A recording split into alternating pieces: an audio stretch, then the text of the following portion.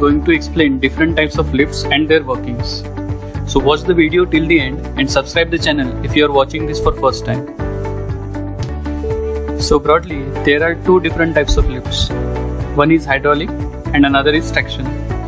Hydraulic, which is driven by piston and pump and has two different types: chained hydraulic lifts and roped hydraulic lifts, which I will explain as the video progresses. And another is traction, which is driven by motors, which could be with machine room or without machine room. Let's see the mechanism of chained hydraulic lift and how it works.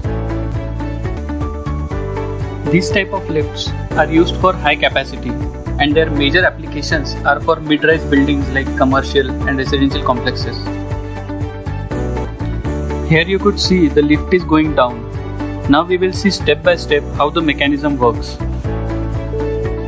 Let's see the side section to understand the whole mechanism. You could see the hydraulic jack resides in the hoistway between the rails. As the pump pushes the oil, the jack moves upward and so as the cabin. There are two pulleys attached to the top of the jack. Two chains tie together the whole system. One end is attached to the platform, the other end is tied to the fixed point at the base of the rails. The controller and hydraulic pump reside just nearer to the rails as well. In this way, with the help of pulleys, the rope moves. As the jack lowers down, the cabin moves downward. As it moves up, the cabin moves up. And likewise, the mechanism works. Now we will see the mechanism and working of roped hydraulic lift. Now let's see the side section of roped hydraulic lifts. This type of lifts mostly used for 2 to 3 floor buildings. Now here you can see the lift is going up with the help of hydraulic jack. Let's see now how this mechanism works. Here you can see a hydraulic jack resides in the hoistway between the rails. A pulley is attached to the top of the jack. Two hoisting cables tie things together. One end is attached to the cab, other end is tied to a fixed point at the base of the rails. The controller and hydraulic pump reside in a nearby machine room. As you can see, in this way, the pump moves the jack and pulley, and thus the rope moves the cabin up and down.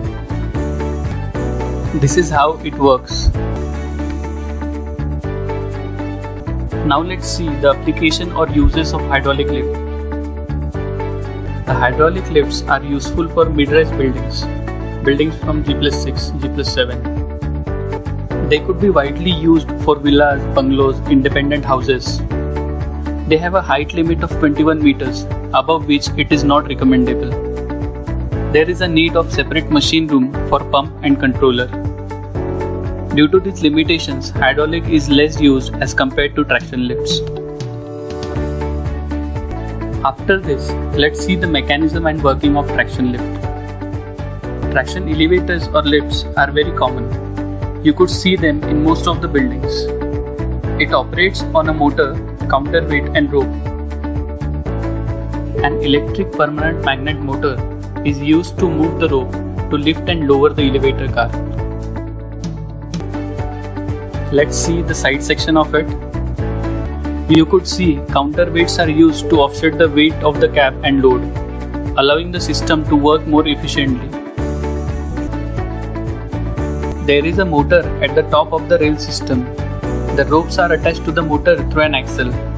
The counterweight is there to balance the cabin, and the whole system works with the help of motor. As the cable winds up, the cab moves upward. As it winds down, the cab moves downward. And in this way, the whole system works.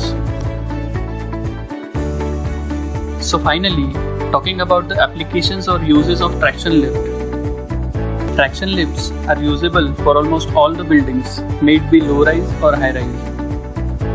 It is usually applicable as it has no restriction of height or sizes. Has option of machine room also. Machine room could be accommodated in the shaft, also make it machine room less. It is commonly used and so it has larger market share.